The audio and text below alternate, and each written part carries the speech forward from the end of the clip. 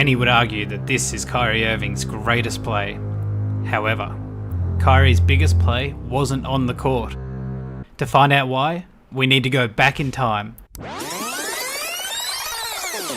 It's the night of June 10th, 2016 at Oracle Arena.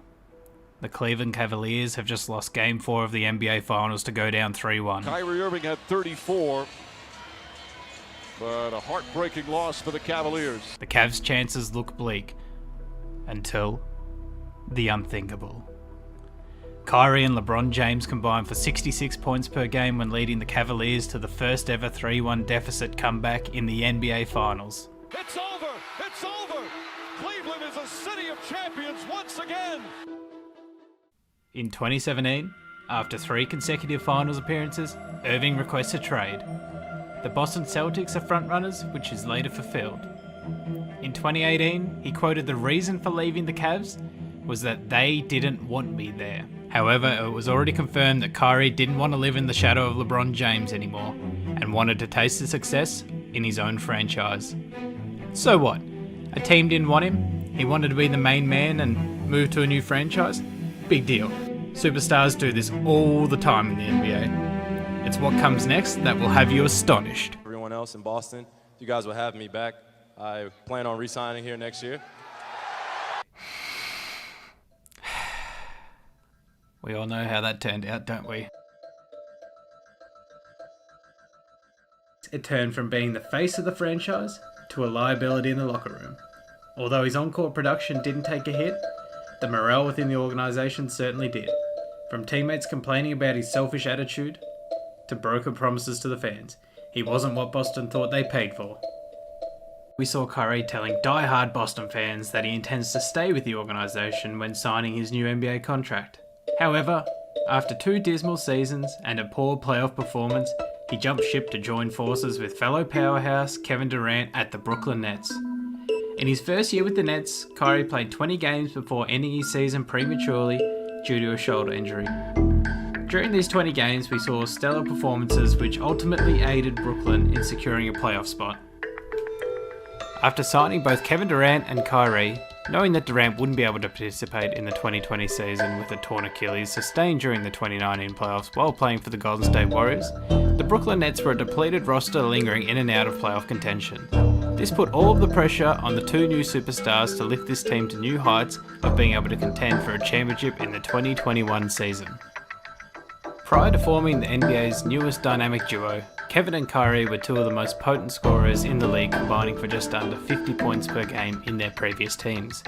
If this offense could translate into the Steve Nash system, where we potentially look at the Nets franchise being crowned champions in the near future. The Brooklyn Nets franchise began the 2021 season with high expectations of this team, as did their fan base and the rest of the NBA community. After a confident start to the season demolishing Golden State and Boston, things were all sunshine and rainbows in the Brooklyn camp. Things then took a turn for the worse. The Nets proceeded to lose 4 out of their next 6 games, losing to teams such as Washington, Memphis, and a brand new Charlotte outfit. Maybe the hype was fake. Maybe this Nets team weren't as good as they were made out to be coming into the season. It was around this time that James Harden trade rumours were starting to become prevalent in the media, with Brooklyn being listed as one of his preferred destinations to join former teammate in Kevin Durant. Is it starting to click yet? No? We're not quite seeing the full story, are we? Kyrie Irving, the mastermind behind all that is NBA's newest super team. With rumours circulating around the league of where James Harden is most likely to end up, there was a common trend in each possible trade scenario. A fellow superstar being exchanged in the trade. Let's think about this logically.